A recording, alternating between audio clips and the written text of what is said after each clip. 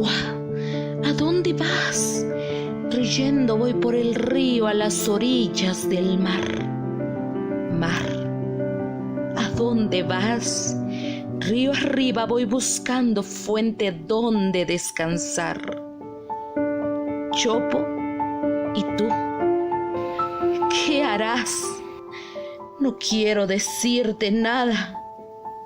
Yo temblar. ¿Qué deseo? ¿Qué no deseo por el río y por la mar? 4 pájaros sin rumbo. En el alto Chopo están.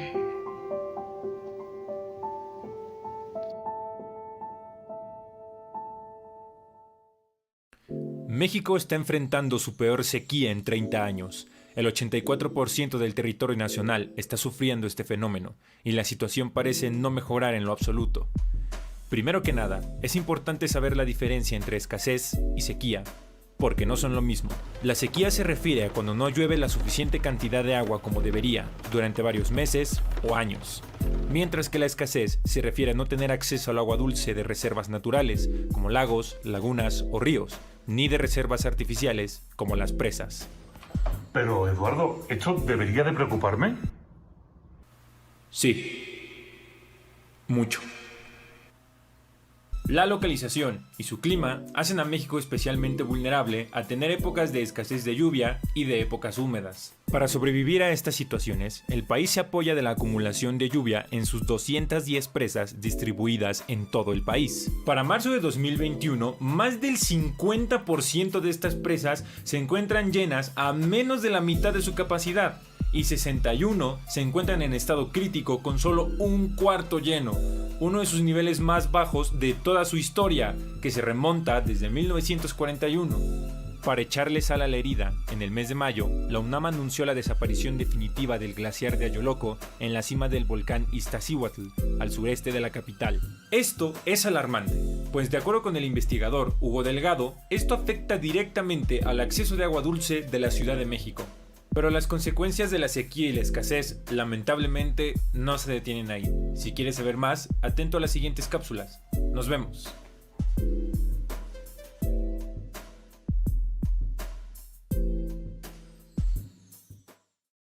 Si bien la cantidad de agua dulce en el planeta no es mucha en comparación a la salada, el problema de la falta de este líquido no radica en la cantidad, sino en el uso que le damos. Y no solo como individuos, más bien como sociedad. ¿Sabías que en México el 40% del agua destinada a servicios se escapa en fugas? Las medidas individuales suman, pero para cuidar el agua se tiene que ir más allá de tomar duchas cortas o de regar el jardín en la noche. Se tienen que tomar decisiones en colectivo en pro de la sociedad.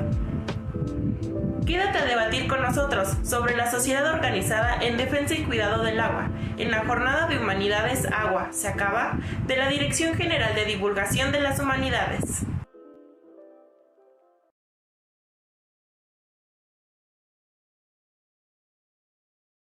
Sean ustedes bienvenidos a esta jornada de humanidades en la que hemos abordado y en la que queremos abordar más bien el tema del agua. El agua se acaba.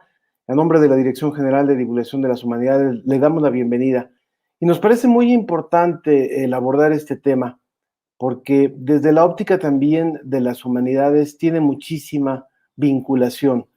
Estamos en un momento crítico como país en el tema del agua y no es nuevo.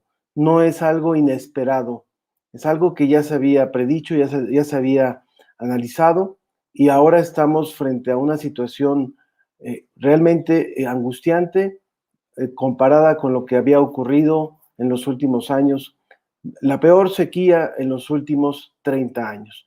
De manera que con esto vamos a arrancar hoy nuestra jornada de humanidades y por eso quiero presentar a nuestra moderadora del día de hoy. Estamos muy contentos de poder contar con ella y con los invitados que ella nos irá presentando.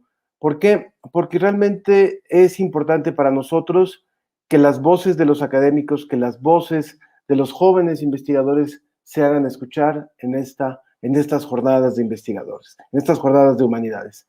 Laila Estefan Fuentes es nuestra moderadora de esta primera mesa y ella es licenciada en Desarrollo y Gestión Interculturales por la Facultad de Filosofía y Letras de la UNAM. Es maestra en Estudios Regionales por el Instituto Mora y actualmente cursa el doctorado en Geografía bajo la línea de Geografías Urbanas en el Instituto de Geografía de la UNAM.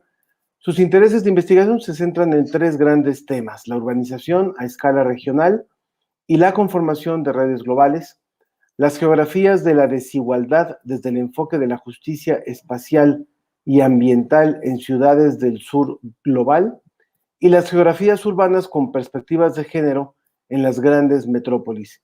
Ha colaborado y coordinado proyectos de investigación relativos a la reconstrucción post-sismos, nuevas políticas de planeación urbana a escala metropolitana, así como en la historia y gestión del agua en el Valle de México y la cuenca del río Lerma. En la actualidad, Laila se desempeña como coordinadora del coloquio Agua para una ciudad sostenible. Y la mesa de hoy va a ser Llegó la crisis. Ella nos irá presentando a nuestros invitados y le doy la bienvenida a Laila y, como decíamos, a nombre de la Dirección de Divulgación de las Humanidades y a nombre también, por supuesto, de todo el equipo en el que interviene en la realización de estas jornadas, le damos la bienvenida al público también, invitándolos a que participen a través de las diferentes vías. Laila, muchas gracias, bienvenida, es tu mesa. Muchísimas gracias, Ángel. Pues tengo el gusto de moderar esta mesa que se llama Llegó la crisis, y en esta mesa está integrada por 3 grandes académicos especialistas en el agua. En primer lugar, el doctor Manuel Perló, quien es investigador del Instituto de Investigaciones Sociales de la UNAM, y su área de investigación está relacionada con estudios urbanos y regionales, especialmente en temas de políticas urbanas y administración, el desarrollo económico regional. Su trayectoria ha sido marcada por 2 preocupaciones académicas que giran en torno a la ciudad, en particular a la Ciudad de México, al desarrollo de la vivienda y de la estructura urbana. Sus primeros trabajos realizados a principios de la década de 1980 denotaron un interés en la historia del fenómeno y en las políticas estatales relacionadas con la vivienda y con la planificación urbana, con una mirada crítica en cuanto a las repercusiones en los niveles de vida de la población. Destaca la peculiaridad de los momentos en que la toma de decisiones se enfoca en la crisis urbana y de vivienda, el parteaguas que significó el sismo de 1985, la necesidad de repensar los programas de reconstrucción habitacional, la movilidad del mercado del suelo y de la habitación, así como del desafío de prevención de desastres de tal naturaleza. También contaremos con la participación del maestro Jorge Alberto Arriaga Medina. Él es licenciado en Relaciones Internacionales y especialista en Economía Ambiental y Ecológica, ambas por la Universidad Nacional Autónoma de México. Es también maestro en Tecnología Ambiental con orientación en Gestión de Recursos Hídricos por el Imperial College of London. Ha participado en trabajos de consultoría para la Organización para la Cooperación y Desarrollo Económicos, la Universidad de Oxford, la Comisión Nacional del Agua, el Instituto Mexicano de Tecnología del Agua, el Foro Consultivo, Científico y Tecnológico, entre otras organizaciones nacionales e internacionales. Actualmente se desempeña como coordinador ejecutivo de la Red del Agua UNAM y del Centro Regional de Seguridad Hídrica bajo auspicios de la UNESCO. Y finalmente, pero no menos importante, contamos con la participación del doctor Alejandro de Cos Corso. Él es profesor e investigador en sociología en la Universidad de Bath, en Inglaterra, y su investigación se enfoca en las relaciones entre trabajo y conocimiento práctico, tecnología e infraestructura en el espacio urbano. Su tesis titulada Waterworks, Labor, Infrastructure and the Making of Urban Water in Mexico City analizó estas cuestiones en el caso específico del abastecimiento del agua potable en la Ciudad de México desde una perspectiva etnográfica. Es doctor y maestro en sociología por la London School of Economics and Political Science y licenciado en Relaciones Internacionales por la Facultad de Ciencias Políticas y Sociales de la UNAM. Bienvenidos a los 3 participantes de esta mesa. Y bueno, como ya adelantaron, esta mesa se titula Llegó la crisis, Y quisimos enmarcarla más en términos de interrogación porque nos gustaría presentarlo no tanto como una realidad, sino como las alternativas que se pueden plantear ante la actual situación que tenemos del agua. Para ello, nos gustaría comenzar presentando una pregunta general y que cada uno de ustedes nos dé su panorama desde las líneas de especialización que tienen. Y bueno, partiendo de cuál es la situación actual y la perspectiva general sobre el acceso al agua y el saneamiento en México, ¿qué panorama tenemos? ¿Cuál es el contexto dentro y fuera de nuestras ciudades? Los escuchamos. Adelante, Alejandro, Jorge. Adelante, Jorge, te escucho.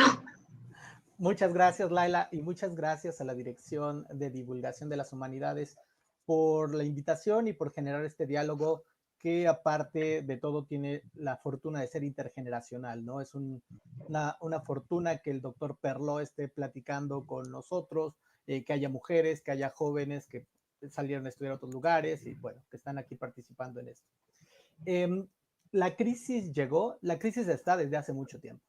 El punto es que todavía puede ser peor. Eso es lamentable, pero es cierto.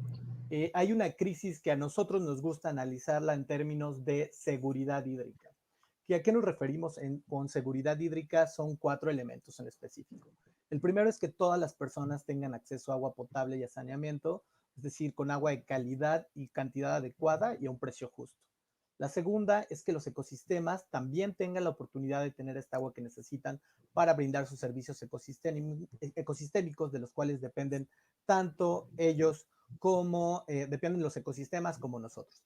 El tercero es que haya agua suficiente para desarrollar todas las actividades productivas, generación de energía, alimentos, turismo, etcétera. Y por último, la cuarta dimensión tiene que ver con asegurar estas 3 dimensiones anteriores, incluso en una situación de fenómenos hidrometeorológicos extremos, que puede ser pues la sequía que estamos viviendo en este momento o las recurrentes inundaciones que también por nuestra ubicación geográfica experimentamos. Digo que vamos mal o que estamos en una crisis multidimensional, porque vemos que es imposible cumplir en este momento o garantizar ambientes de seguridad hídrica en estas 4 dimensiones. Podríamos pasarnos aquí hablando de muchos datos, pero me gustaría simplemente decir 2 cosas. Uno, que hay retos estructurales que llevan años intentando arreglarse, y es cierto que gobiernos, organizaciones civiles, la academia, hemos hecho mucho para avanzar en esto, pero seguimos teniendo entre 6 y 10 millones de personas sin acceso al agua potable y al saneamiento. Solo 14% de la población recibimos agua todos los días, 24 horas, los 7 días de la semana. Todos los que no recibimos agua los 24 horas, los 7 días de la semana, pues ¿qué es lo que tenemos que hacer?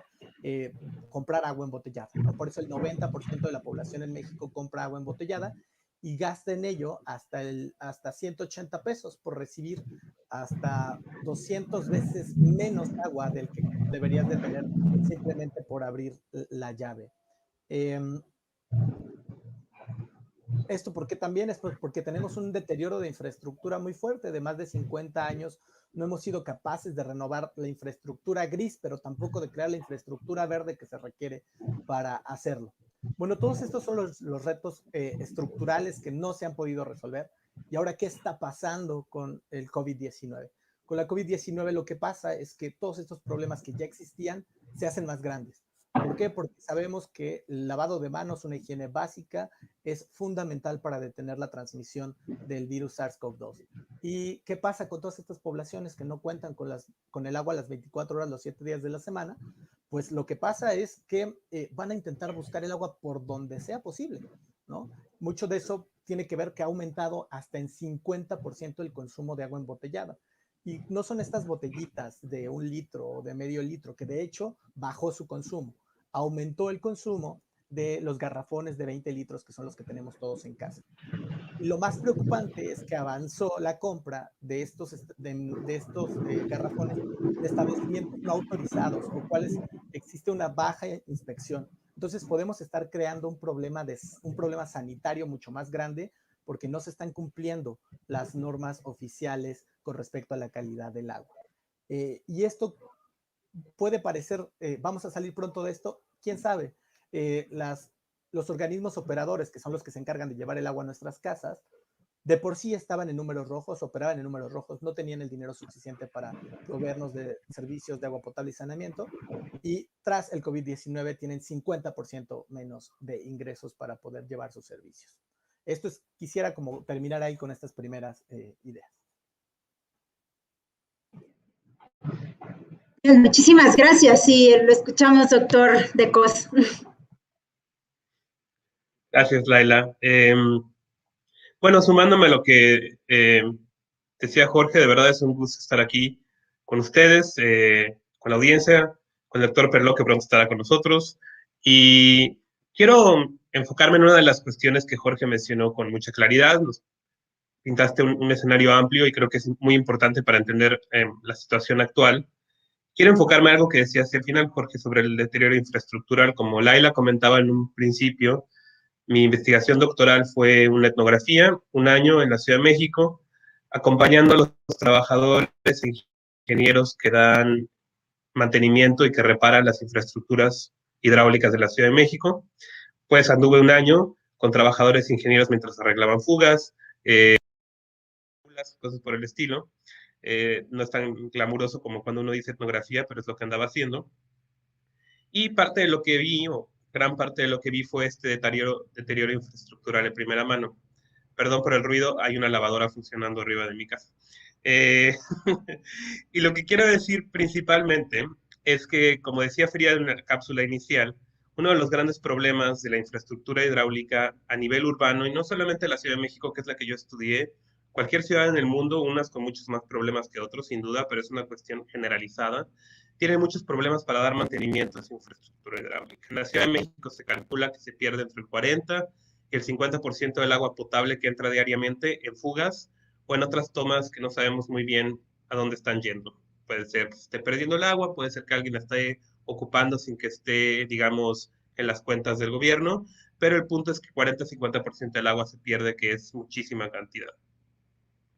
Y creo que este es uno de los grandes problemas que enfrentamos a nivel urbano. Obviamente hay una dimensión no urbana, hay una dimensión rural que tiene que ver con la escasez, con la sequía, pero también con cuánta agua demandan las ciudades y de dónde la traen. Como ustedes probablemente sepan, por ejemplo, la Ciudad de México trae 40% de su agua, más o menos, de fuera de la ciudad, lo cual involucra unas desigualdades enormes entre el espacio urbano y el urbano. Pero ya dentro de la ciudad, este deterioro infraestructural quiere decir que evidentemente el agua no está llegando donde tendría que llegar, que está desperdiciando muchísima que podríamos estar ocupando, y esto se suma a las grandes desigualdades que hay adentro de la ciudad, como decía Jorge hace un segundo. Y mi impresión es que esto sucede porque no hemos prestado como sociedad, y ciertamente no los gobiernos que nos representan, e insisto, no solamente en la Ciudad de México o en México, sino en todo el mundo, suficiente atención a una cuestión esencial como es el mantenimiento. El mantenimiento de las infraestructuras que nos permiten abrir la llave y que salga agua en el mejor de los casos, o aunque sea que llegue algo de agua a nuestra casa, aunque tengamos que ir a recogerla probablemente a un lugar que no es tan inmediato como nuestra cocina.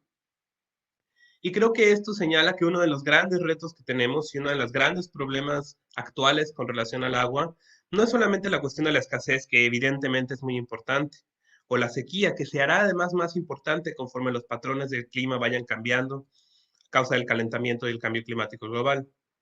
La otra cuestión es que es un problema eminentemente tecnológico y humano, para el cual tal vez pueda haber algún cambio, y ciertamente tiene que ser un cambio no nada más de mentalidad, aunque obviamente también, sino también de práctica. Y esto quiere decir básicamente que tenemos que invertirle mucho más dinero, como decía Jorge hacia el final, a invertir en infraestructura, que no sea solamente eso que nos permita que menos agua se pierda, sino también cómo recuperamos agua. Aquí ya me estoy yendo adelante, porque creo que uno de nuestros temas a abordar, Laila, será justamente el tema de las soluciones. Pero lo que yo quiero decir aquí es que la situación actual es importante pensarla como una cosa que es al mismo tiempo natural y al mismo tiempo humana, que es al mismo tiempo tecnológica y al mismo tiempo cultural y social. Y que para salir de esto, entonces tenemos que atender estas cuestiones cotidianas de tenemos 50% de fugas, pero también preguntarnos cómo es que llegamos a una situación así. Y yo podría hablar de esto mucho más tiempo, pero no quiero colgarme porque ya me conozco y me puedo seguir y seguir. Pero lo que quiero decir es que es importante pensar que tal vez no hemos dado énfasis suficiente y obviamente las infraestructuras hidráulicas en la ciudad son complejísimas, requieren de mucha planeación, de mucha improvisación a veces, de mucho trabajo. Y si uno pasa un rato en la Ciudad de México, aunque debo decir que el gobierno actual al principio invirtió un poco más de dinero, nos damos cuenta que este tema del mantenimiento está sistemáticamente olvidado. Entonces creo que la situación actual en parte nos invita a mirar de frente estos problemas de la infraestructura y preguntarnos, bueno, ¿cómo llegamos aquí? Pero también cómo salimos de esto. Gracias. Bueno, vamos a continuar en un momento más, se resolverán algunos problemas técnicos para que se integre el doctor Perló, pero efectivamente creo que ustedes dos han hablado de las múltiples dimensiones que reconoce el problema del agua y la crisis del agua, ¿no? Que por un lado integra la cuestión, digamos, por supuesto, tecnológica, económica, social y también cultural, es decir, cómo nos estamos relacionando también con nuestras ciudades y con nuestros ecosistemas. Y bueno, para ello me parece interesante traer entonces la siguiente pregunta.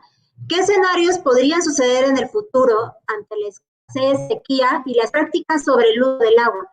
Un poco desde, por ejemplo, desde el tema de la seguridad hídrica, Jorge, ¿cuáles podrían ser las implicaciones que tiene todos estos elementos, ¿no? Tienen que ver con sequía, con escasez y con las prácticas.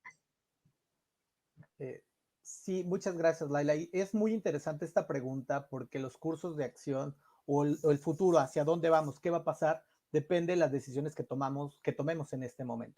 Ya dijimos, vamos retrasados años en no invertir, como decía Alejandro, en la infraestructura, en el mantenimiento, y no solamente en el mantenimiento, sino en la generación de nueva infraestructura a diferentes escalas, ¿no? También, bueno, entonces depende de qué hagamos, ¿no?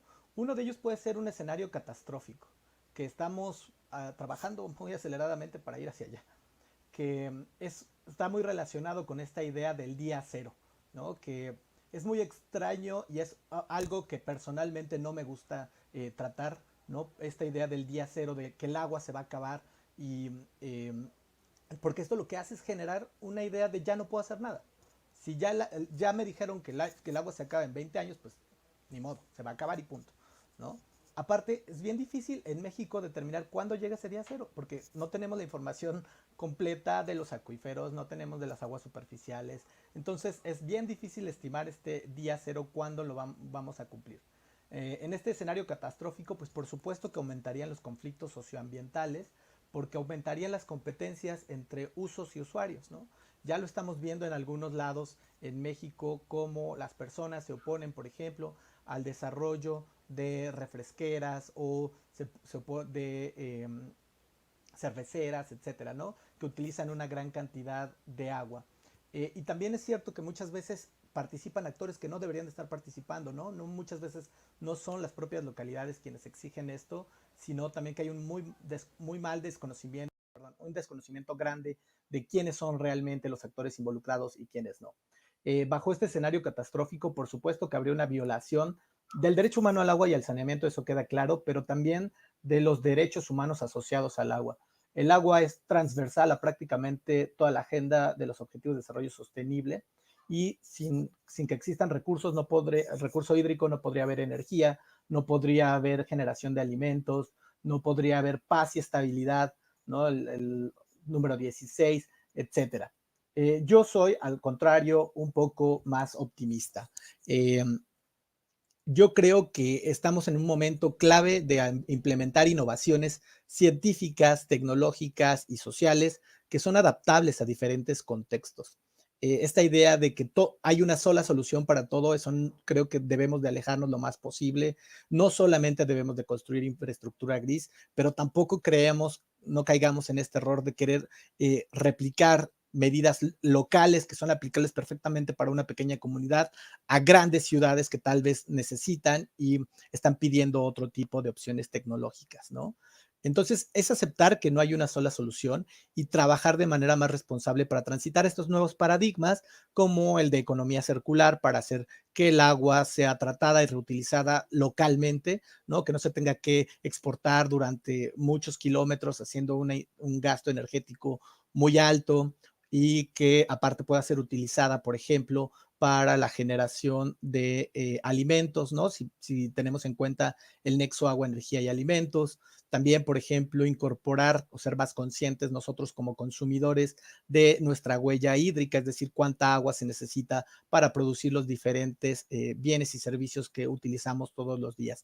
Entonces, creo, desde mi perspectiva, que podemos aspirar a un escenario optimista si desde hoy comenzamos a hacer nuestras acciones a diferentes escalas, ¿no? Porque nosotros participamos a diferentes niveles. Somos usuarios domésticos, pero también consumidores, pero ciudadanos. Entonces, participamos en diferentes espacios y en cada uno de ellos tenemos oportunidad para hacer una gestión más sostenible del agua. Adelante, Alejandro, te escuchamos. Gracias, Laila. Sí, bueno, sumándome de nuevo a lo que dice Jorge, espero no repetir demasiado, porque justo lo planteas en los términos en los cuales yo también lo imagino, y lo voy a intentar poner de otra forma para contar un poquito también de lo que yo vi en la Ciudad de México, en SACMEX, mientras hacía el trabajo de campo del que les contaba hace un ratito. Y sí, una de las grandes, como, digamos, ideas del futuro, imaginarios del futuro que existe entre algunos trabajadores y algunos ingenieros en el tema de aguas, es esta idea bastante catastrófica de un día cero. Pero ese día cero interesante nunca es que se acabe el agua totalmente, siempre es que se acabe el agua para algunos, mientras que otros pueden seguir obteniéndola de alguna manera. Obviamente los costos de obtenerla son económica y socialmente mucho más caros. Y Jorge, bien decías tú que es muy posible en un escenario de menos disponibilidad de agua que haya mucho más conflictos en torno al agua. Y eso obviamente conflictos pueden ser a escala de la ciudad, lo podemos imaginar, por ejemplo, en el acceso a pipas con agua. Imagínense un escenario donde hay un corte de agua por algunas semanas. Cómo nos vamos a abastecer de agua tendrá que ver con estas pipas, que evidentemente no es ideal, pero es algo que podría suceder. Y ahí empiezan a haber una serie de conflictos en torno a quién los puede pagar, cómo accedes a ellos, etcétera, etcétera. Y hay otro escenario ahí, bueno, hay otros dos al menos, pero uno de los que están más presentes es esta idea de, en la Ciudad de México, para solucionar el problema del agua, lo que vamos a hacer en un futuro es repetir lo que ya hemos hecho antes, que básicamente quiere decir construir grandes acueductos y grandes infraestructuras para traer el agua desde cada vez más lejos. Que lo decías tú bien, Jorge, también es esta idea de seguir importando agua de otros lugares, transportándola a costos altísimos en cuestión de gasto de energía, pero también costos sociales muy altos. Y es algo que se ha vuelto cada vez más complicado, además, no solo en la Ciudad de México, en muchos lugares pienso en este acueducto que querían construir desde el norte de Veracruz hacia Monterrey. Pienso en esta idea de ampliar el sistema Cuchamala, que lleva décadas en eso y que no se logra. No solamente por una cuestión técnica de costos, que evidentemente hay algo de eso, pero también porque hay una oposición muy grande. Y esa oposición no es gratuita, es porque muchas veces seguir pensando en la ciudad creciendo, creciendo, creciendo, y cada vez trayendo agua de más lejos, implica que alguien va a perder y que alguien se va a quedar sin agua. Y es totalmente comprensible que habrá una oposición cada vez más grande a ello.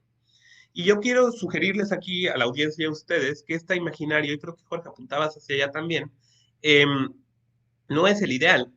Y que entonces tendríamos que empezar a imaginar en torno a cómo podemos tratar agua a nivel local para reutilizarla, cómo podemos imaginar formas que no repliquen esto de cada vez más lejos, cada vez más costo económico, social, cada vez más alto y ambiental. Entonces, creo que hay un espacio, como dices, Jorge, para actuar. Y creo que es importante alejarnos de esta visión catastrófica porque de pronto como que nos paraliza. Pero tampoco hay que decir, bueno, pues hagamos lo que hicimos antes, que medio que funcionó, porque la realidad es que tiene un límite muy concreto. Y creo que, como dices tú, es un momento de innovar, sí, al mismo tiempo que nos enfocamos en mantener, enfocámonos en innovar también donde sea necesario. Y creo que por ahí hay ¿qué podría pasar más esperanzador? Ahí la dejo. Muchas gracias. Muchísimas gracias, Alejandro. Y bueno, le damos la bienvenida al doctor Perló. Bienvenido, doctor.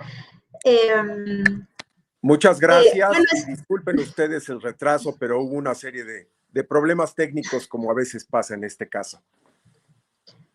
No hay ningún problema. Bienvenido a la mesa. Justo estábamos discutiendo un poco acerca de la situación actual del agua, la perspectiva general sobre el acceso al agua y el saneamiento en México y los escenarios que podrían suceder en el futuro ante esta situación de escasez, de sequía y de prácticas sobre el uso del agua. Nos gustaría escuchar un poco su reflexión al respecto, sobre todo desde su experiencia académica, que es muy vasta. Sí, Bueno, muchas gracias, saludos al auditorio, a mis colegas que nos acompañan y nuevamente ofrezco una disculpa por esta entrada un poco tarde.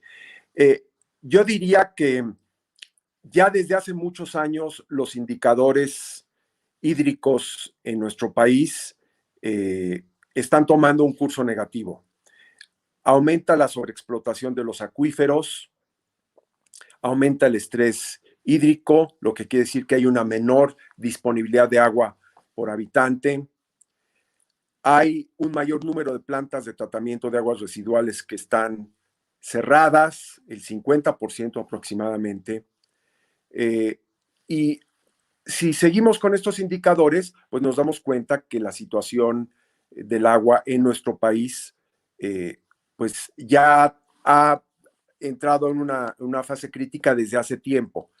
En las condiciones actuales, donde estamos enfrentando la peor sequía de los últimos 50 años, pues nos damos cuenta que la situación se agrava. Entonces, tenemos que pensar en cómo resolver la crisis que estamos pasando en estos momentos y que afecta tanto a los habitantes de las ciudades, afecta a los productores agrícolas, afecta los distritos de riego e incluso afecta nuestra capacidad de cumplir con compromisos internacionales, como fue recientemente en el caso de Chihuahua, en donde hubo un conflicto muy serio porque no se ponían de acuerdo las autoridades federales con las autoridades estatales y las comunidades sobre cómo devolver el pago de agua a los Estados Unidos a través de un acuerdo internacional que existe entre los dos países.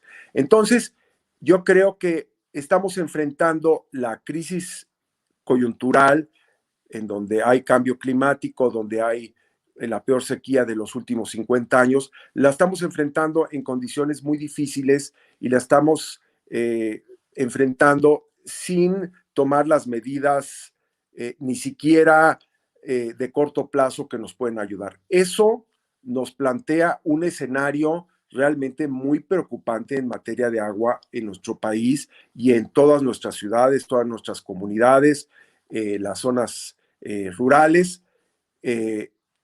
Y si no se toman medidas muy drásticas en este momento, que no van necesariamente por la construcción de nuevas presas o nueva infraestructura, sino por el mantenimiento de la misma, el buen mantenimiento de la misma. Entonces, lo que vamos a enfrentar en los próximos años no es que se acabe el agua, porque eso difícilmente va a suceder, pero vamos a tener menos agua, vamos a tener que pagar más por ella y va a haber más disputas entre estados, ciudades, comunidades, entidades gubernamentales por ver qué se hace para enfrentar estos problemas. Entonces, tenemos que darle una atención muy, muy fuerte al problema del agua en nuestro país. Eso sería lo que yo podría decir de entrada en esta primera mesa.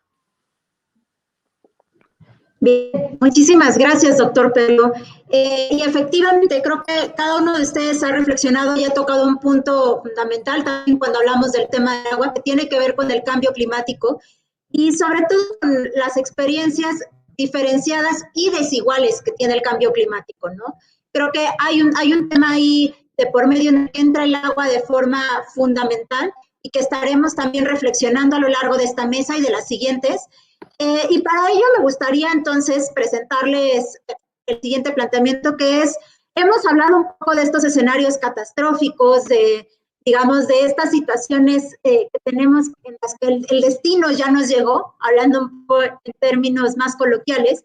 Y entonces, ¿qué estrategias podemos implementar ante esta situación de escasez, de sequía, de escenarios catastróficos en los que posiblemente el acceso al agua sea menor y a un mayor costo económico, social y sobre todo lleno de disputas, ¿no? ¿Qué reflexiones pueden haber al respecto? Y bueno, me gustaría escucharte a ti, Jorge, ¿qué nos puedes comentar al respecto?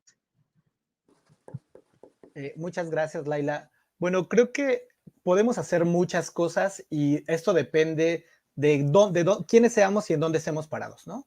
Hay diferentes acciones para diferentes actores en diversos contextos. Lo que creo que sí es necesario es plantearlo en un término de corresponsabilidad, ¿no? Nos corresponde a todos, a empresas, a personas, académicos, a personas de a pie, a los gobernantes, a los tomadores de decisiones, por supuesto que tienen un papel mucho más importante en la generación de estas soluciones. Primero, como nosotros, como personas, ¿qué podemos hacer? Pues nos movemos, como decía hace un momento, al menos en 3 grandes áreas, ¿no? Las acciones domésticas, esto con lo que iniciaba Frida en la cortinilla, que nos decía que no son suficientes. Por supuesto que no son suficientes, pero tampoco debemos olvidarlas y tampoco debemos dejarlas de hacer, ¿no? Estas acciones tradicionales, básicas, de cultura del agua que aprendimos en la primaria, de ciérrale la llave a lavarte la boca, duchas cortas, cargas completas de la lavadora, riega en la madrugada, etcétera. Estas debemos de seguirlas haciendo e intensificarlas en este periodo que, como decía el doctor Perlot, es de la peor crisis del agua en los últimos 50 años. Después, otro papel es el que somos como consumidores. Todo el tiempo compramos pues, servicios y bienes para poder subsistir. Entonces, debemos de conocer qué es esto de la huella hídrica y conocer, por ejemplo, movernos o transitar hacia dietas con menos huella hídrica, ¿no? Menor impacto de los recursos hídricos. Tal vez consumir menos carne nos puede ayudar a aminorar esta presión sobre los recursos hídricos. También conocer qué empresas están, a qué empresas les estamos comprando y si estas empresas tienen sistemas de gestión ambiental que demuestren que tienen ejemplos, no sé, por ejemplo, de economía circular, ¿no? Que están recirculando el agua dentro de sus empresas o que estén plantando árboles para reponer el agua que están consumiendo. También al apoyo a comercios locales, ¿no? Que reduce, por supuesto, esta huella hídrica. Uno que es fundamental como consumidores, nosotros hablamos mucho del derecho humano al agua potable y del saneamiento, pero esto está asociado a tener que pagar por el agua. De ello depende que podamos seguir generándolo, ¿no? Entonces, como consumidores tenemos una responsabilidad de pagar por los servicios de agua potable y saneamiento. Por último, como ciudadanos, debemos de exigir mayor transparencia, rendición de cuentas e información. En cuestiones hídricas, estamos muy por debajo de lo que existe en otros sectores, ¿no? No tenemos la información actualizada, tenemos que trabajar con datos de hace 5 años, la Conagua trabaja con datos de hace 5 años, que pareciera pues algo que no debería de ser. También tenemos que hablar más del tema del agua con nuestra familia, ¿no? Nos enseñaron a no hablar de religión y de política en las comidas familiares. Pues hablemos de religión, política y agua en las comidas familiares porque es importante que nos organicemos en estos espacios. Denunciar malas prácticas, exigir soluciones ahora que estamos en tiempos de votos, de votación.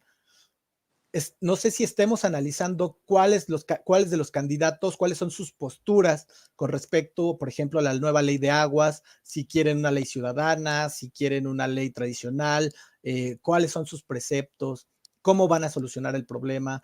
Debemos de exigirles a ellos las soluciones. Y también puede ser generar proyectos comunitarios, porque esto nos ayuda también a generar, a conocer nuestro entorno y beneficiarlo, ¿no? A lo mejor un huerto urbano podemos plantarlo de manera comunitaria y hay muchísimos ejemplos. No quisiera tomar más tiempo. Bien, muchísimas gracias. Y adelante, Alejandro, te escuchamos, por favor. Muchas gracias, Laila. Sí, bueno, como indicó Jorge al principio, creo que el tema depende de dónde esté uno parado y cuál es la escala de acción. Pero también, como habíamos mencionado antes, creo que el tema del agua, sobre todo a escala urbana, pero no nada más, nos pide y nos exige que pensemos a escala del mismo tamaño, pues, y creo que es importante plantear las acciones ahí. Obviamente eso puede parecer complicado de pronto como ciudadano de a pie, uno mirando solo de frente a este gran problema, pero creo que es importante ponerlo en esos términos, porque es ahí donde podría haber una acción que sea, que impacte de manera más amplia. Esto, por supuesto, no quiere decir que no podamos hacer cosas en nuestro domicilio, cosas a escala comunitaria, local. Al contrario, yo creo que mucho de esto será un cambio, como ya decía Jorge, como hemos dicho desde un principio, que sucede en distintas escalas y que se articula de maneras diferentes. Y es difícil predecir cómo esto podría suceder, pero sí que tiene que ser, por lo menos en estas series de escalas. Pero a nivel urbano y a nivel regional, creo que una cuestión esencial es justamente lo que ya hemos tocado un par de veces. ¿Qué podemos hacer? Es repensar de qué manera se abastece el agua, de qué manera se trata, qué lugar tiene, por ejemplo, el mantenimiento de nuestras infraestructuras hidráulicas, cuántos de presupuesto se le asigna a esto. Tiene que ver también, por supuesto, el tema de cómo se financia un sistema hidráulico o un sistema hídrico, cómo se financia el abastecimiento del agua. Jorge indicaba el tema de cuotas, y creo que vale la pena preguntarse cómo asignamos la responsabilidad por el pago de estas cuotas. Porque claro que no es lo mismo el consumo que alguien puede tener en un domicilio privado que el domicilio que el consumo que puede tener una empresa que está, digamos, embotellando agua, una refresquera, una cervecera, etcétera. Entonces, evidentemente hay un tema aquí de escalas también que tiene que ver con el tema de el agua y cómo se financia su uso, su explotación y el mantenimiento de las infraestructuras que lo abastecen. Creo que es muy importante, sin duda, estar plenamente conscientes, como decía Jorge, de cómo los políticos por los cuales estamos votando se plantean este escenario y cómo plantean solucionarlo, si siquiera lo plantean como un problema o no. Pero creo que también hay espacio para que las medidas que surgen desde la ciudadanía, y esto lo vamos a ver en una mesa más tarde el día de hoy, influyan en la agenda política que no se reduzca solamente a las elecciones y que vaya más allá de ellas. Una agenda política que también sea tecnológica, que tenga que ver con intervenciones que tal vez no solo ellas transformen absolutamente todo, pero que nos empiecen a indicar caminos para construir las relaciones con el agua y a través del agua de una manera diferente. Sé que el doctor Perlo ha trabajado en eso, así que yo mejor no me voy a meter ahí para escucharlo de su propia voz, pero creo que hay muchas formas innovadoras que involucran comunidades, y sé que dije que lo local no era la única solución, y lo sostengo, pero sí creo que hay algo importante que hacer ahí, y que esto además puede servirnos como una especie de espejo, digamos, donde podemos decir, bueno, ¿y qué es lo que está pasando ahí? ¿Cómo podríamos nosotros replicarlo? Y creo que es importante pensar en estas múltiples escalas. Es complicado, a veces puede ser un poco abrumador, por lo menos para mí lo es, pero creo que vale la pena estarnos preguntando esto constantemente, y por eso este tipo de espacios son tan importantes, porque nos permiten hacer justamente eso. Bien, muchísimas gracias. Y adelante, doctor Perlo, lo escuchamos. Bueno, no podría estar más de acuerdo con Jorge y Alejandro de lo que estoy, porque creo que muestran la complejidad que tiene el problema del agua. Pero justamente por ser un tema tan complejo, yo creo que hay que puntualizar cuáles son las acciones más contundentes que nos pueden ayudar, no a resolver de fondo el problema, porque eso es mucho más serio, lleva más tiempo, pero cómo podemos salir de este declive en el que nos encontramos desde hace ya algunos años.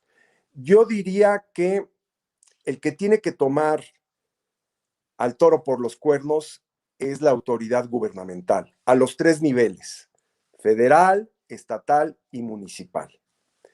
Y lo tiene que hacer con acciones que son difíciles, pero están muy claras.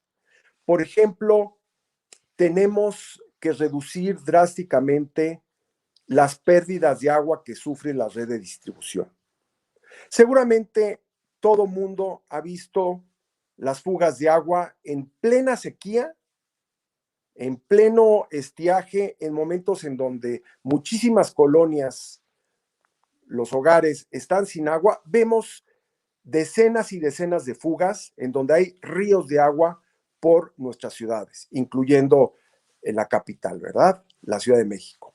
Entonces, yo creo que debe de ser un compromiso de todas las autoridades hacer una obra que a lo mejor no les va a dar tantos votos y tanta popularidad como es reducir las fugas, que hoy día pueden fluctuar entre 40 y 50% del total de agua que entra a la red. En la Ciudad de México se pierden aproximadamente 12,500 litros por segundo por temas de fugas. Y las que nosotros vemos, esas son las menos importantes. Las fugas más importantes ocurren lejos de nuestra vista. Están subterráneas, son silenciosas, no nos damos cuenta de ellas. Esas son las peores. Entonces, yo diría que todos los gobiernos tienen que poner un énfasis en una tarea muy importante, que es la reducción de las fugas y el buen mantenimiento de la infraestructura que ya tenemos disponible, porque se ha construido una infraestructura durante 100 años. Se han invertido cantidades fabulosas, pero no la hemos cuidado, no la hemos protegido, no le hemos dado buen mantenimiento y estamos pagando las consecuencias de eso. Entonces yo diría que los gobiernos asuman y den el ejemplo de lo que se puede hacer y también extender estas prácticas a todos los niveles, a nivel empresa, a nivel instituciones de educación superior, que bueno, en la UNAM pues lo estamos tratando de hacer y yo creo que se hace bastante bien, se hace un buen esfuerzo, pero esto tiene que multiplicarse. Todas las universidades y los centros educativos del país deberían de tener un sistema de ahorro y uso eficiente del agua. Y además programas de investigación dedicados a eso. Y como decía Jorge, tenemos que platicar de esto en la casa, a nivel del hogar, en las pláticas más relajadas, hablar de qué vamos a hacer, cuál va a ser nuestra responsabilidad como familias, como habitantes de esta ciudad, de este país. Por ejemplo, podríamos empezar por hacer un diagnóstico de cómo está la situación del agua en nuestros hogares. Podríamos contratar a un plomero o pedirle a algún amigo, algún conocido, algún compadre que nos haga una revisión de si tenemos fugas, de si estamos usando eficientemente el agua, de si hay formas de ahorrar el líquido en el uso que le damos nosotros cotidianamente. Yo creo que mucha gente se sorprendería de ver que uno de los principales lugares donde ocurre el desperdicio de agua es en la casa, aún en los lugares que no tienen suficiente agua, aunque debo de decir que las prácticas más desarrolladas, más sofisticadas de uso eficiente del agua se dan en las comunidades y en las familias donde no hay agua, porque saben precisamente, conocen a la perfección que tienen que usarla con mucho cuidado, con mucho esmero, y entonces crean sistemas de reciclamiento de agua interno. El agua que se usa para bañarse se utiliza para los inodoros, el agua de lluvia. Hay muchas familias que están utilizando agua de lluvia, pero para eso pues hay que crear sistemas que en algunos lugares los apoyan los gobiernos, pero en otros lugares no. Entonces, todos tenemos posibilidad de hacer algo, eso es lo importante. Y tenemos también la posibilidad, y yo creo que el deber de exigirle a las autoridades y exigirle también a las empresas que hagan un uso eficiente del agua, porque un uso más cuidadoso del agua permite incluso algo que es difícil de lograr, que es la equidad, porque existe la idea de que no, pues vamos a quitarle el agua a alguien para dársela a otra persona. Sí, esa es una vía para resolver las cosas, pero otra vía es, ¿por qué no utilizamos mejor el agua y de esa manera nos alcanza para absolutamente todos? Si utilizáramos los 12.500 litros por segundo que se pierden de agua en la Ciudad de México, nada más en la Ciudad de México, tendríamos agua para darle al 1,5 millones de personas que no la tienen en la Ciudad de México y a 2 millones de personas que no tienen agua en cantidad y calidad suficiente. Nada más ahorrando la mitad del agua que se pierde en fugas.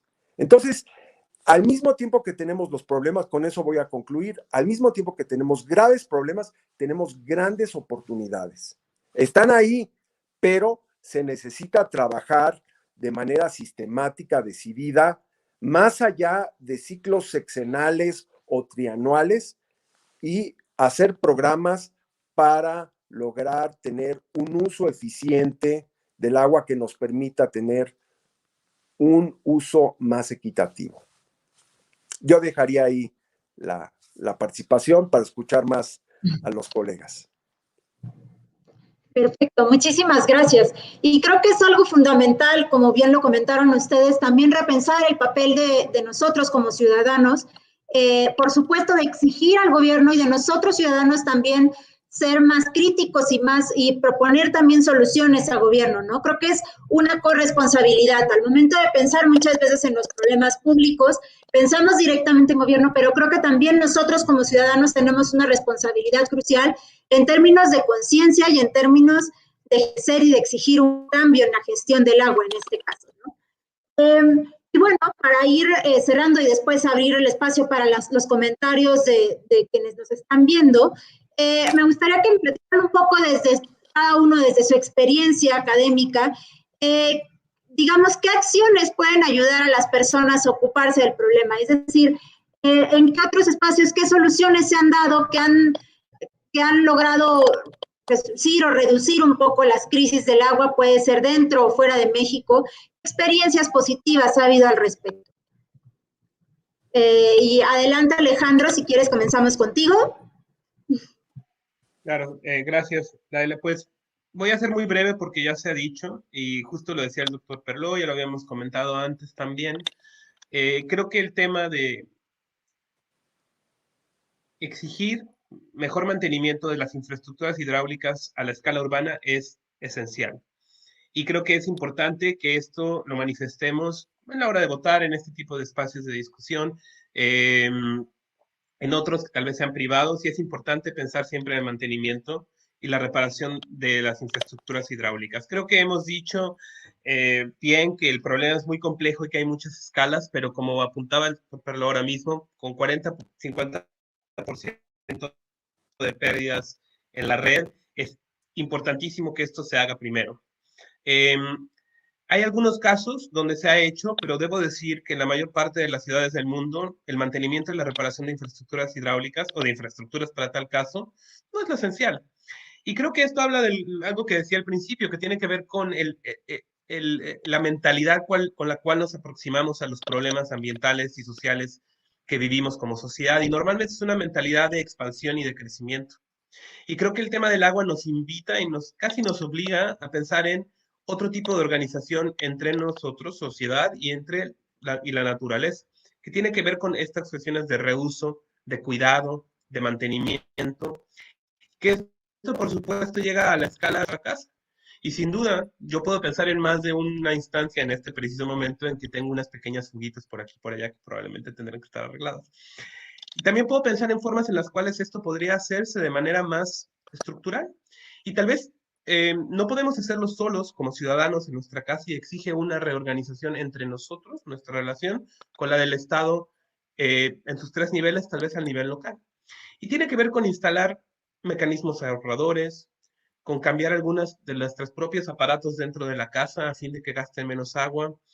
Y tenemos que pensar que muchas personas probablemente no podrían hacer este gasto, tal vez no tendrían por qué hacerlo en primera instancia, y tal vez sería interesante explorar espacios en los cuales pudiera haber una especie de ayuda para este tipo de cosas, pero sí creo que fundamentalmente exige un cambio en la lógica de cómo pensamos nuestra relación, no solo con el agua, sino con la naturaleza en lo general, y cómo pasamos de este esquema de expandir a un esquema de mantener, cuidar, y en esa forma empezar a crear nuevas relaciones. Sé que suena un poco abstracto, pero creo que de ese nivel, como de esa profundidad, es el cambio que nos exige la situación.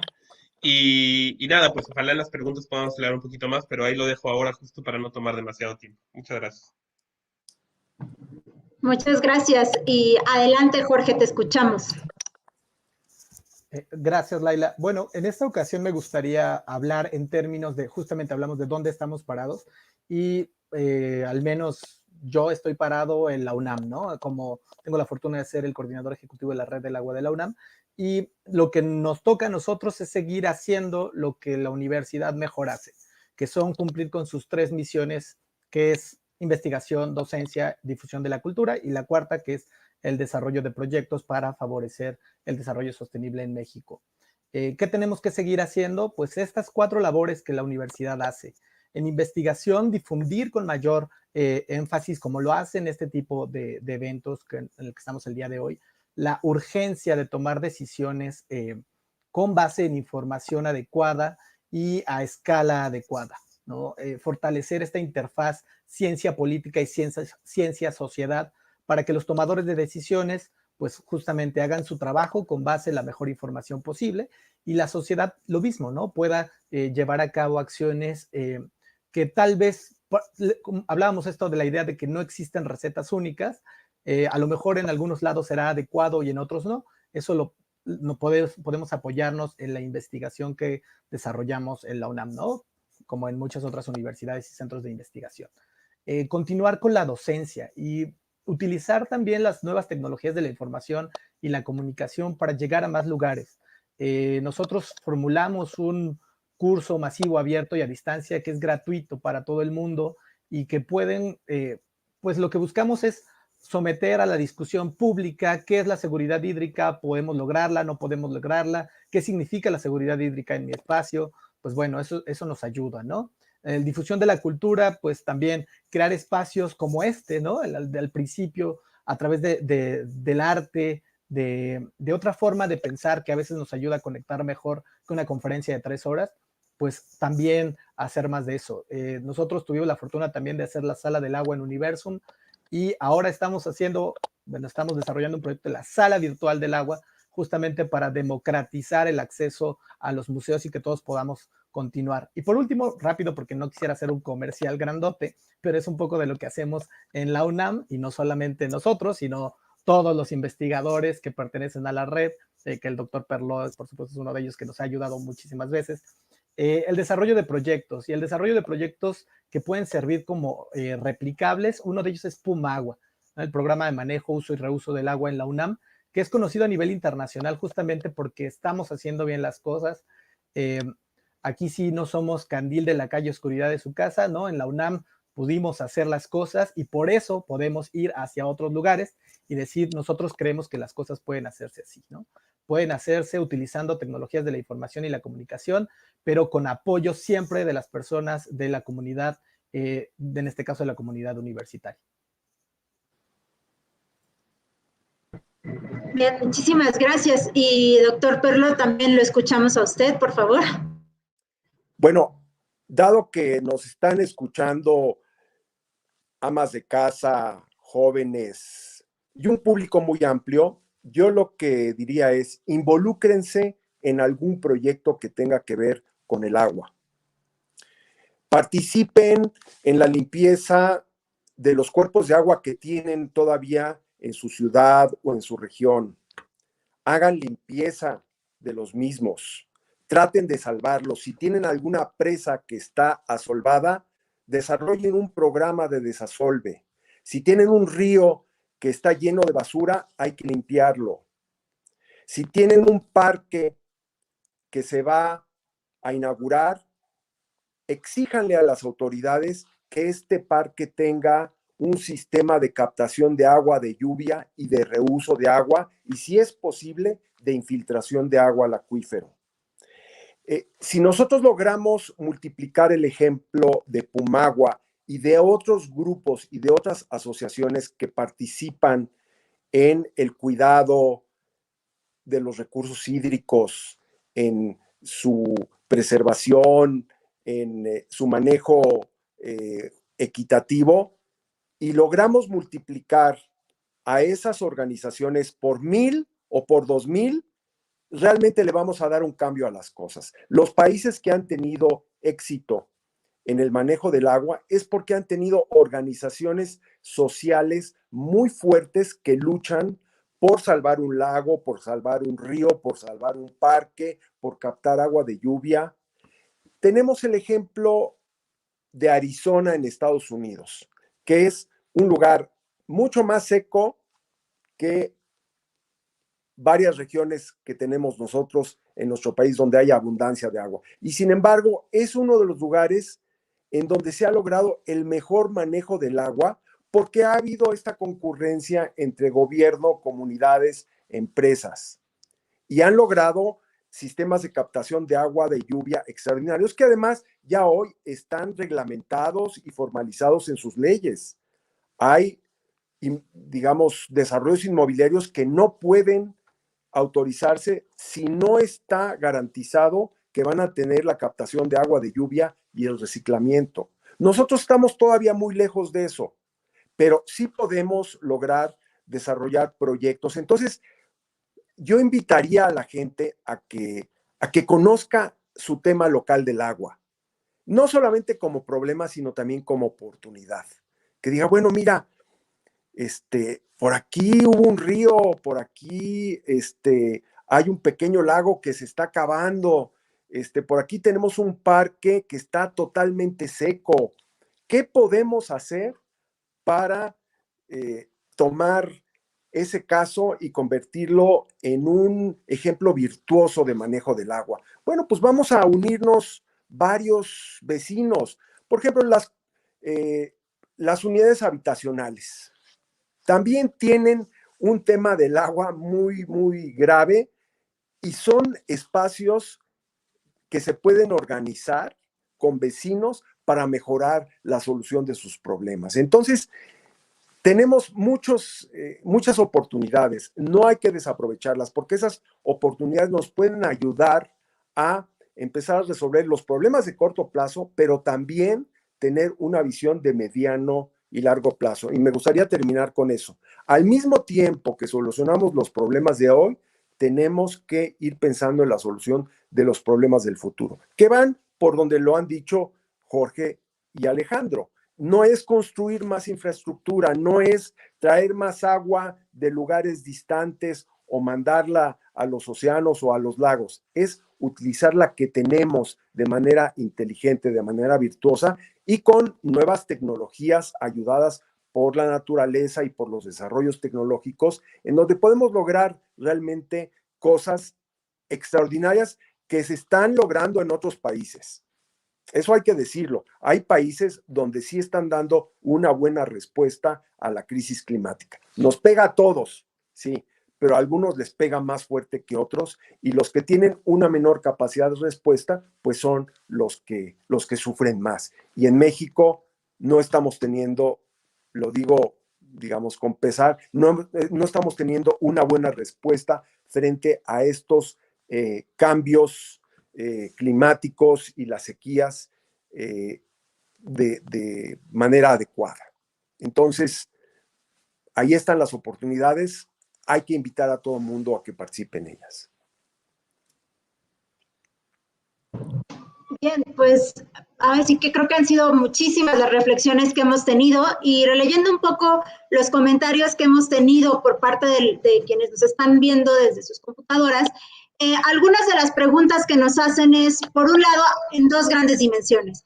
Por un lado, ¿cuál es el costo ambiental que tiene traer el agua hacia las ciudades? Es decir, tenemos muchas veces, ya lo habíamos platicado antes también, tenemos esta idea muy sencilla para quienes tenemos acceso todos los días al agua, en el que abrimos la llave y nos cae el agua, pero no tenemos una idea clara de cuál es el impacto que tiene traer el agua hasta acá, hasta nuestras casas, sobre todo quienes tenemos acceso continuo a ella y también para quienes no lo tienen, ¿no? Y por otro lado, también, ¿cuál es el costo? ¿Cuál es el impacto que tiene muchas veces también la actividad industrial? Ya lo comentaba Jorge en un inicio, también Alejandro, actividades industriales como tal vez la industria refresquera, la industria cervecera en el norte del país, también un poco toda la industria de la producción de leche en la parte de la laguna, o la industria porcícola un poco también en el sureste del país, ¿no? Entonces, ¿qué reflexiones tienen al respecto sobre los costos ambientales que hay en este sentido? Me gustaría escucharlos un poco, Jorge, si nos pudieras dar un panorama desde términos de seguridad también. Sí, bueno, los costos ambientales son muy altos, pero el problema es que no están siendo del todo calculados. Y el punto es, ¿por qué? Porque no hemos desarrollado o estamos viendo mucho el agua justamente solamente en términos económicos, ¿no? En términos económicos de cuánto cuesta desarrollar cierta infraestructura A o B y simplemente, pero no estamos muy acostumbrados a ver los diferentes valores asociados al agua, ¿no? Tampoco estamos hablando del valor cultural del agua. ¿Qué está pasando con estas personas que forma parte de sus creencias religiosas incluso y que en este momento no pueden llevar a cabo sus prácticas porque se están quedando sin agua? O del valor ecosistémico que no solamente nosotros no nos beneficiamos únicamente nosotros, ¿no? ¿Qué pasa con estas casi 2 millones de hectáreas que se están deforestando cada año y que sirven justamente para recargar los acuíferos, pues nos estamos quedando sin esa gran fuente que podría ayudar, sobre todo en el futuro, ¿no? Las aguas subterráneas son este gran tesoro que tampoco hemos sabido visibilizar y que están siendo gravemente afectadas. Con respecto a las cuestiones empresariales o de las industrias, también hay que ser justos en decir cuáles son los principales usuarios y usos del agua, ¿no? El 70 y tantos por ciento, 75, 76% del agua en México se utiliza en la agricultura. Un 11, 10% es de la industria. Y por supuesto que la industria tiene que hacer lo mejor para consumir la menor agua posible, pero también habría que pedírselo a estos sistemas agrícolas que llevan muchísimo tiempo siendo muy ineficientes y que aparte se benefician de subsidios regresivos, ¿no? Que se les está dando más dinero a las personas que más dinero tienen, porque es la agricultura de exportación quien se está beneficiando de estos subsidios. Entonces, por supuesto que hay que exigirle a las empresas que hagan mejor las cosas, pero también hay que voltear a ver hacia otros usos y usuarios. Bien, muchas gracias. Adelante, Alejandro, te escuchamos. Y bueno, para no repetir demasiado, porque justamente Jorge señala bien que es un tema, tal vez de si reducimos la cuestión del agua a un número, a un precio, como si la última, ¿no?, posibilidad sería ponerle un precio a todo, muchas cosas se pierden ahí. Y quiero enfatizar algo que Jorge sugería, y que es que el tema del agua está relacionado con una serie de procesos, relaciones que no son desde lo religioso hasta lo ambiental, y quiero enfatizar algunas que son también bien materiales. Por ejemplo, llevar agua a un lugar como la Ciudad de México, dependiendo desde dónde, por supuesto. Uno de los planes que había cuando yo estaba trabajando con los ingenieros y los trabajadores en SACMEX, que es un plan que lleva muchísimos años ahí, que no quiere decir que vaya a suceder necesariamente, pero está ahí sobre la mesa, era traer agua ya no del poniente, sino del oriente de la Ciudad de México, fuera de la Ciudad de México, pero del oriente, venciendo unas pendientes espectaculares, con no solamente un costo enorme para construir la infraestructura, sino un costo gigantesco para continuar operándola, un costo gigantesco en términos, por ejemplo, de la cantidad de energía eléctrica que uno necesitaría para poder bombear el agua en esa subida. Obviamente la Ciudad de México no es el único caso de grandes trasvases que llevan el agua a la ciudad con costos altísimos. Puedo pensar, por ejemplo, en Mumbai, en la India, que es relativamente similar, que también es un sistema de presas que lleva el agua hacia la ciudad. Y aunque no sea siempre una cuestión, por ejemplo, de cuánta electricidad se gasta, siempre hay esta serie como de costos, por llamarlo de alguna manera, o implicaciones asociadas. Vale la pena cuando pensamos en el agua, como tú decías, Laila, en algún momento, detrás del hecho fácil de abrir la llave para quienes la abrimos y sale agua, están todas estas cuestiones conectadas, y creo que vale la pena entonces movernos de ese costo reducido pensado en el término de un precio a estas formas más complejas y probablemente mucho más precisas de pensar en el agua y en los costos que ello implica. ¿Podríamos ponerle un número? Muy probablemente sí, pero también creo que vale la pena hacer estas conexiones entre cómo cambia, por ejemplo, la vida de una comunidad una vez que el agua es llevada de un lado a otro, qué implica en términos de cómo cambia su vida cotidiana, las cosas que hacen para sobrevivir, etcétera, etcétera. Y creo que esto, y obviamente lo digo yo porque la forma en la que yo hago mi investigación es cualitativa y obviamente voy a decir estas cosas, pero creo que vale la pena contar historias de este tipo que pongan muy claro cuál es el costo más allá del número, porque el número a veces es muy contundente, pero también oculta muchas cosas. Y creo que justo este tipo de conversaciones y este tipo de espacios nos ayudan, y justo el tipo de proyectos de divulgación que existen son importantes justo para observar esos costos de una manera más cercana y saber cuáles son las historias detrás del agua y detrás del mero hecho de abrir la llave y que salga o no salga. En fin. Muchísimas gracias. Y lo escuchamos, doctor Perlo. Déjenme dar dos ejemplos del costo ambiental en términos muy sencillos. La Ciudad de México se abastece, como muchos lo saben, pero a lo mejor el público no está tan familiarizado, sobre todo de agua del subsuelo. Aproximadamente el 60% viene de todo un sistema de redes de bombeo de agua que extraen 40,000 litros por segundo de estos acuíferos maravillosos que tenemos. Pero una parte importante viene del sistema Lerma-Cutzamala. O sea, viene de distancias a veces hasta de 150 kilómetros, presas, pozos profundos que nos proporcionan esa agua. ¿Cuál ha sido el costo ambiental de traer agua del Lerma y del Cutzamala? Bueno, en el caso del Lerma, pues hemos acabado con todo un sistema de lagos y de manantiales que tenían todavía hasta los años finales de los años 40 del siglo pasado, que ya no existe. La zona del Lerma está devastada desde el punto de vista ambiental por fundamentalmente o en gran medida por el agua que tiene que mandarse a la Ciudad de México. Entonces, el costo ambiental que ha tenido en la destrucción de sus recursos hídricos y de la relación que esto permite establecer con la flora y la fauna ha sido devastador. O sea, nos hemos acabado el Lerma, en pocas palabras. El otro ejemplo es el Cutzamala. Para poder bombear el agua que se encuentra en las 7 presas que abastecen de líquido a este sistema, necesitamos utilizar la electricidad que consume una ciudad como Toluca. La misma cantidad de electricidad que consume Toluca la consume el sistema Cutzamala. Y para extraer el agua de los acuíferos de la ciudad necesitamos también utilizar la electricidad. Y desafortunadamente gran parte de esa electricidad viene de fuentes fósiles, ni siquiera viene de hidroeléctricas. Entonces estamos contribuyendo a contaminar y a lanzar emisiones de CO2 para resolver los problemas del agua.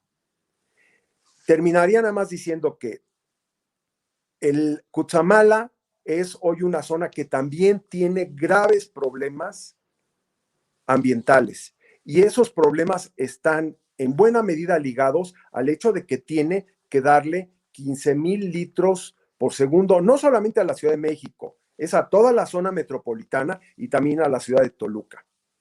Entonces, hay ejemplos muy, muy claros, muy precisos de cómo el sistema que tenemos actualmente no es sustentable desde ningún punto de vista, ni financieramente, ni socialmente, ni políticamente, y tampoco ambientalmente, porque estamos generando una serie de impactos negativos sobre otros sistemas naturales, sistemas de flora, de fauna, y estamos afectando también y comprometiendo el futuro de esos recursos hídricos y dejándole menos agua a las generaciones que vienen.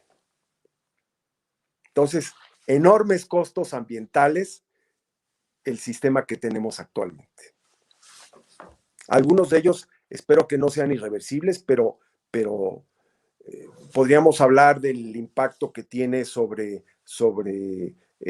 los mares, sobre los lagos, por ejemplo, la contaminación que tienen los lagos que tenemos en nuestro país, los ríos, etcétera, etcétera. Entonces, es importante que la gente tenga claro que aún con todos los problemas, este sistema, digamos, que hoy día nos está dando agua, tiene unos costos ambientales que nos van a acabar afectando a nosotros o en otras regiones, porque muchas veces el costo lo pagan, por ejemplo, en el caso del Lerma, pues los habitantes de toda esa zona que ha sido dañada irreversiblemente por abastecer de agua a la Ciudad de México. Y podríamos multiplicar los ejemplos. Xochimilco es otro caso, no, ya ni me meto a hablar de Xochimilco, mucha gente lo ha de vivir. Xochimilco le ha dado agua a la Ciudad de México, claro, hoy es parte de la Ciudad de México, pero le ha dado agua desde hace más de 120 años. Y eso ha tenido un costo sobre sus chinampas, sobre su producción, sobre la estabilidad del subsuelo y ha afectado de manera muy, muy profunda a Xochimilco. Ese es otro costo ambiental al cual hay que asociarle el costo de forma de vida, de cultura que se ha perdido y puede perderse en el futuro. Hasta ahí lo dejaría, Laila.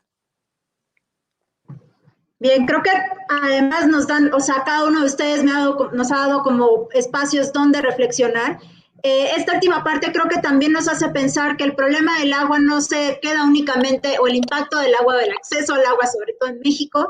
Pienso que en muchos otros casos, como ya bien nos adelantaba Alejandro, no se queda únicamente en las ciudades, ¿no? Sino pensarlo también un poco en esta relación de campo-ciudad, pues no tanto como cuestiones dicotómicas y que están en constante discusión o en constante contraste, sino que uno afecta al otro, ¿no? Y que la expansión constante de las ciudades y que la necesidad constantemente de las ciudades también impacta al campo, sobre todo si estamos pensando en este sistema de cuencas que abastece a las ciudades, como el caso de la Ciudad de México, es un espacio también donde reflexionar al respecto, ¿no? En términos de costos ambientales y sociales, inclusive, diría yo. Y bueno, para ir cerrando, nos estamos acercando un poco al término de esta mesa. También algunas de las preguntas que han hecho para esta sesión, sobre todo de quienes nos están viendo, es qué otras alternativas pueden existir, ¿no? Y comentan un poco acerca del caso, por ejemplo, de los casos de la desalinización del agua de mar para potabilizarla y que sea para consumo humano dentro y fuera de las ciudades, pero también en otros casos como la captación de agua de lluvias. ¿Qué comentarios tienen al respecto dentro de sus experiencias académicas? ¿Qué tanto ha funcionado este panorama? ¿Y qué otras alternativas hay también para acceder al agua que no tienen que ver únicamente con estos sistemas tradicionales que tenemos de acceder a partir del agua del subsuelo o también de cuencas enormes? Adelante, te escuchamos, Jorge. Muchas gracias, Laila. Bueno, me gustaría hablar en particular lo que hacemos en Pumagua, porque es un ejemplo claro de cómo se utilizan estos nuevos paradigmas, en particular dos, el de ciudades inteligentes o hidrointeligentes en el sentido de la incorporación de tecnologías digitales que pueden ser controladas directamente por Internet, ¿no? Nosotros en Ciudad Universitaria, si nos paramos enfrente de un bebedero, sabemos si podemos o no podemos tomar de esa agua. ¿Por qué? Porque cumple o no cumple con la calidad del agua necesaria para poderlo llevar a cabo. Y esto es muy importante porque es un ejercicio no solamente de tecnológico, sino es un ejercicio de rendición de cuentas con los consumidores y con la comunidad universitaria. Porque evidentemente, si uno de los bebederos no está brindando el agua con la calidad necesaria, y la gente lo puede ver en tiempo real, entonces en ese momento tendría que cerrarse. Y tendría que cerrarse con implicaciones para las personas que trabajan en esa dependencia. Incluso los directores o el rector o quien sea que tenga que ser responsable de eso, es importante, ¿no? Y a ese nivel de responsabilidad tendría que moverse las ciudades para saber exactamente quiénes están siendo o quiénes son responsables de cumplir con la calidad del agua en ese momento y que cumplan, y si no cumplen, que respondan como tengan que responder. Otro de las cuestiones que estamos haciendo, por ejemplo, es el cambio de vegetación, ¿no? Porque muchas veces creemos que reforestar es plantar árboles sin tener un plan claro, ¿no? Plantar árboles por plantar árboles. Eso no es una buena estrategia y nos lo han dicho los biólogos y ecólogos durante muchísimo tiempo. En Ciudad Universitaria lo que nosotros hemos hecho, nos encontramos en el Pedregal de San Ángel, ahí hay especies que utilizan muy poca agua o prácticamente no necesitan ser regadas. Pues entonces estamos utilizando, cambiando estos jardines que qué bonito se ven las palmeras en Ciudad Universitaria, pero pues las palmeras no son de ese lugar, ¿no? Entonces, ¿qué necesidad de tener esos especies que no son de ahí? Estamos cambiando eso. Por último, nos estamos moviendo también hacia a una economía circular en el hecho de que todas las aguas residuales que se están generando son tratadas y luego son utilizadas en el riego de jardines, por ejemplo, para que ningún jardín sea regado con agua potable. Por supuesto que tenemos mucho por hacer, pero son pequeños casos que todavía no se han implementado en muchas ciudades, ¿no? Y que queremos ser pues una punta de lanza en esto para que podamos compartirlo con otras ciudades de México.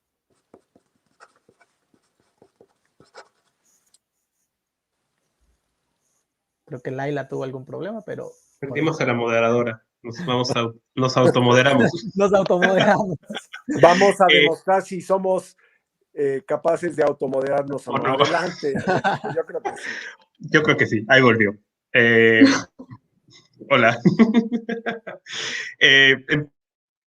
Continúo. Bueno, voy a empezar apenas. Jorge, Bueno, los dos lo dijeron, de hecho, varias veces. No hay una solución única, ¿no? Entonces, ¿hacia dónde apunta el futuro? Yo creo que es a una proliferación de varias soluciones que funcionan juntas a distintas escalas.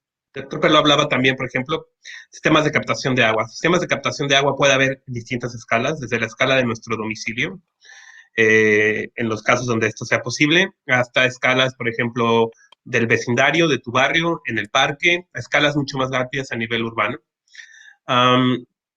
Estas pueden tomar distintas formas, desde sistemas tradicionales de captación hasta, por ejemplo, cuestiones como reforestación, pero obviamente con esta idea de, bueno, ¿cuál es la vegetación que pertenece, digamos, a este lugar? ¿Cuál nos permite que se recupere mejor el acuífero, etcétera, etcétera? Y con esto quiero decir que para mi forma de verlo, un futuro del agua donde tengamos una relación más sostenible, más justa con ella, tendrá que ser necesariamente una relación que va a ser bastante diferente a nivel local. Y para mi gusto, esas diferentes configuraciones entre la infraestructura, los usos de agua, el tipo de vivienda, cuánta lluvia cae, cómo se trata el agua a nivel local, tiene que haber tratamiento también, tiene que ver mucho con cosas específicas de ciudades, regiones diferentes, y creo que es importante pensar así. Creo que muchas de las cuestiones que suceden en las ciudades a nivel mundial es esta idea, como este imaginario de el agua entubada, de una manera muy específica, como esta idea de una red unificada, que tenía una voluntad de llevar agua para todos de alguna manera, pero digamos, equitativa, pero creo que después de varios siglos de experimentación podemos darnos cuenta que hay serios problemas con esta idea. Entonces creo que el futuro tiene, o no tiene que, pero yo me lo imagino como una serie de distintas intervenciones que operan a diferentes escalas y que están adaptadas a lo local.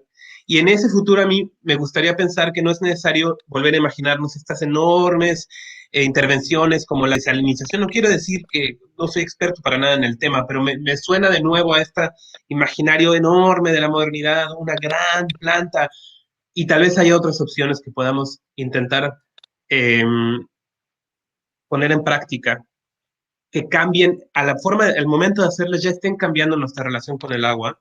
Y creo que ese será el futuro que veremos. Uno con adaptaciones locales, por ejemplo, todo lo que cuenta Jorge en la UNAM, creo que es importantísimo. Y así, a nivel del campus, a nivel de la colonia, a nivel de la ciudad, obviamente hay responsabilidades que van subiendo y es importante que estas se redistribuyan, pero sí creo que va para allá, para un escenario un poco más plural y espero yo que un poco más justo y un poco más esperanzador también. Bien, muchísimas gracias. Y lo escuchamos, doctor Perlo. Yo coincido plenamente con esta idea de que no hay que deslumbrarse por las tecnologías de frontera y los últimos avances para el tratamiento del agua. Hay que tenerlos en cuenta, sin duda alguna. O sea, hay países que dependen de los sistemas de desalinización. O, por ejemplo, si nos vamos a Tijuana, ahí sí tiene sentido hablar y existe una planta desalinizadora. Pero es un contexto muy diferente al que tiene la Ciudad de México o la que tienen muchas ciudades del país. Entonces, tenemos que tener como un abanico de opciones, desde las más sencillas hasta las más complicadas tecnológicamente, e irlas explorando. Hay una cosa muy interesante en el tema del agua, y es que no hay un acuerdo sobre cómo, un acuerdo universal o una fórmula única, ya lo han dicho Jorge y Alejandro, sobre cómo resolver los problemas. Cuando se ponen los ingenieros a ver alternativas, la verdad es que hay distintas opciones, y ese es el verdadero desafío y la oportunidad y la maravilla de tratar de resolver un problema como el agua. Hay distintas formas de verlo, distintas soluciones, y ahí es donde podemos meter las tecnologías. Pero a veces las tecnologías más desarrolladas, en términos de aparatos, de máquinas, de procesos físico-químicos, no son las mejores soluciones, porque son soluciones muy, muy costosas que requieren, digamos, un personal muy calificado y en donde el costo del agua pues es altísimo. En otros contextos, como el mexicano, tenemos la posibilidad de empezar con tecnologías más sencillas. No digo que sean fáciles, por ejemplo, un humedal artificial que pueda tratar aguas negras, es una cosa bien compleja.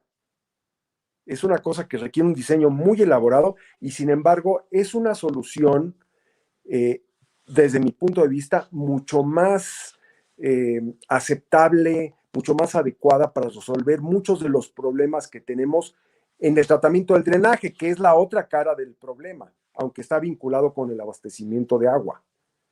Son dos caras de la misma moneda.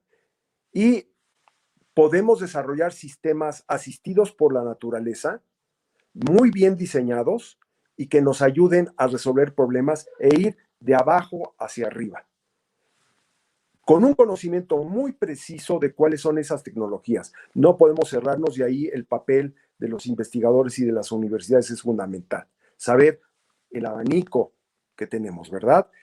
Pero empezar con lo más, digamos, sencillo, con lo más, yo no diría barato, porque muchas veces hacer un humedal puede ser tan costoso como invertir en una planta de tratamiento de aguas residuales, o pueden estar parejo, pero el efecto, el impacto que va a tener un humedal en términos de limpiar agua, de incluso proporcionar agua que pueda ser reutilizada, puede ser más alto en el mediano y largo plazo que poner una planta de tratamiento de aguas residuales industrial. Entonces, busquemos soluciones complejas para problemas complejos. Pensémosle muy bien cuál es la mejor alternativa, y no solamente en términos tecnológicos, sino también en términos sociales, en términos culturales, en términos incluso administrativos, que es lo más sencillo y lo más adecuado para encontrar las soluciones. Bien, creo que en eso coincido con ustedes tres. El tema del agua requiere soluciones integrales y perspectivas diferenciadas. No hay una sola solución para resolver el tema del agua, sino múltiples. Y esas múltiples soluciones también dependerán de cada uno de los contextos en los que vivimos, ¿no? Como bien decía usted, doctor, creo que no es la misma problemática que se vive tal vez en Tijuana, sobre todo pensándolo en términos transnacionales, que en el caso de la Ciudad de México, que además es una ciudad que creció sobre, digamos, antiguos lagos, ¿no? Entonces, repensar también desde esa perspectiva nos hace ver panoramas distintos y soluciones distintas al contexto que tenemos actualmente y a las crisis que tenemos actualmente. Bien, pues nos acercamos, o más bien llegamos ya al final de esta mesa. Les agradezco infinitamente sus participaciones y bueno, no nos queda más que también agradecer a la Casa de las Humanidades por organizar esta jornada sobre el agua y sobre todo por invitarnos a reflexionar sobre este recurso que es vital. Y pues nada, los escucho nada más con una muy breve reflexión, porque tenemos ya únicamente 2 minutitos cada uno de ustedes, y con eso nos vamos a despedir. Muchas gracias. Adelante, Alejandro. No, pues nada, solo repetir lo que ya hemos venido diciendo, que estos espacios son importantísimos, que hay que seguir hablando del agua, hay que llevar la discusión a todas las mesas posibles, como Jorge decía en algún momento, y pues nada, agradecer a todos ustedes por la presencia, por la charla, y ojalá haya muchos más espacios así para poder seguir reflexionando esto en colectivo y seguir pensando en maneras de solucionar el problema del agua, y justo pensar que esto de que se acaba queda como una pregunta para no asumir como un futuro que ya pasó, sino que todavía podemos hacer algo, pero que ese algo requiere de muchas intervenciones bien complejas y de acción colectiva, y que es muy importante para empezar todo eso, comenzar a escuchar de la experiencia de quienes ya lo han hecho, pero también empezar a imaginar nuevos escenarios juntos. Gracias. Gracias. Adelante, doctor Perlo, lo escuchamos. Bueno, dentro de todo este panorama de crisis, de problemas, de enfrentamientos que tenemos, hay también esperanza. Yo creo que no hay que perder esa visión de que podemos y tenemos que encontrar soluciones.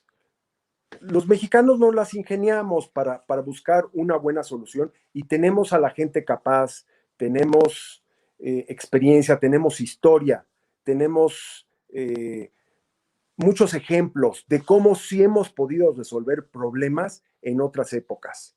Entonces tenemos que encontrar el lugar, el momento para hacer eso. Yo tengo una visión optimista, pero hay que ser realista. Y hoy día las cosas están mal. Entonces eso nos llama a participar con más fuerza. Y bueno, agradecer a todos ustedes. Es un gusto estar con mis colegas, contigo, Laila, por tu hábil conducción, y agradecer al equipo de Casa de las Humanidades y a la Coordinación de Humanidades que hizo posible este evento, que espero que haya muchos de estos. Y bueno, invitar al público a que se involucre en la solución de los problemas. Adelante, Jorge. Muchas gracias, Laila. Bueno, me sumo a este agradecimiento de la Casa de las Humanidades a la Dirección de las Ciencias por organizar este tipo de eventos, que cada vez es más interesante ver cómo diferentes institutos, organismos de la UNAM nos sumamos a hacer del agua una prioridad, y debemos de hacerlo una prioridad nacional, ¿no? Que nos escuchen todos los que nos tienen que escuchar, en particular los tomadores de decisiones, porque como dijo el doctor Perlot, podemos ser muy esperanzadores, y lo somos. Yo me uno, también soy muy esperanzador, pero las acciones deben de tomarse ya, no podemos esperar más tiempo, y en eso los tomadores de decisiones tienen una responsabilidad que no pueden eludir más tiempo. Y nosotros tampoco, y tenemos que pensar en estos diferentes espacios de los que hablábamos, ¿no? Como consumidores, como ciudadanos, como habitantes de una ciudad o del campo. Entonces, simplemente asumir estas diferentes visiones que tenemos y actuar al respecto. Muchas gracias a todos. Bien, pues muchísimas gracias a ustedes, y con esto concluiríamos esta mesa, y los invitamos a seguir viendo los contenidos y las cápsulas que se irán dando a lo largo de esta jornada de humanidades en torno al agua. Muchísimas gracias.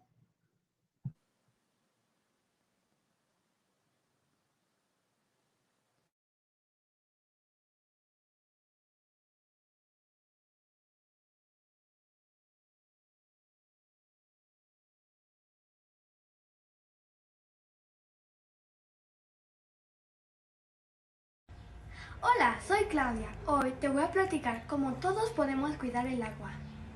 Cuando te toque lavar los trastes, primero enjabona. Después enjuágalo muy bien con el agua necesaria.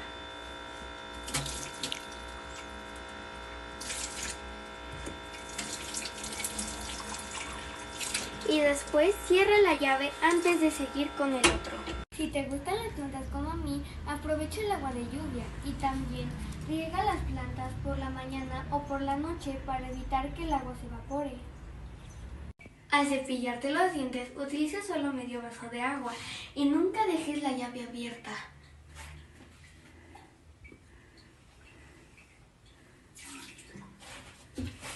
Al momento de bañarte, si usas regadera, recuerda poner una tina al momento de que se caliente tu agua, y después esa la puedes utilizar para el inodoro o para las plantas. Recuerda que el agua es un recurso vital para la vida. Si la cuidas tú, la cuido yo, cuidamos a nuestro planeta. ¡Adiós! La manera en que yo ahorro el agua es utilizando el agua que cae de la lluvia en las cubetas para regar las plantas del jardín. De esta manera lo hacemos.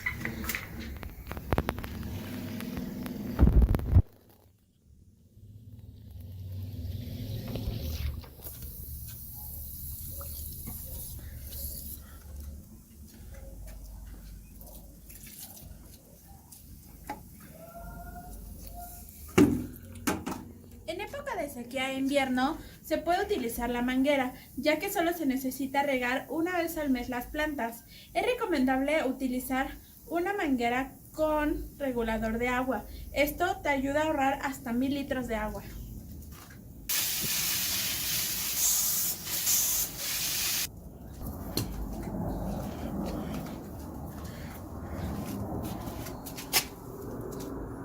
Es recomendable también usar estas piedras, ya que ayudan a que se evapore menos o tarde más en evaporarse el agua.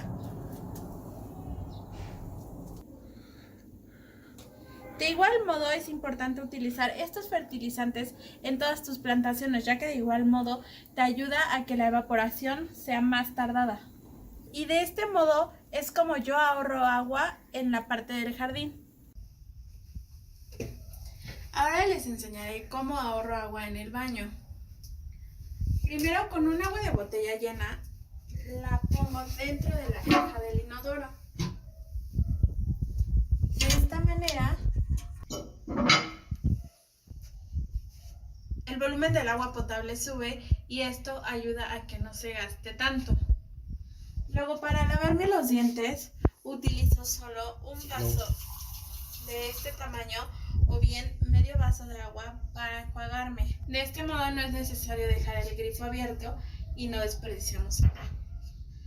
En la regadera podemos utilizar cubetas o tinas para que las personas que deseen esperar a que el agua se caliente, con las cubetas o las tinas pueda llegar el agua ahí y reutilizar esa agua, ya sea lavando los coches o lavando el patio, para que otra vez reutilicemos el agua y no la desperdiciemos.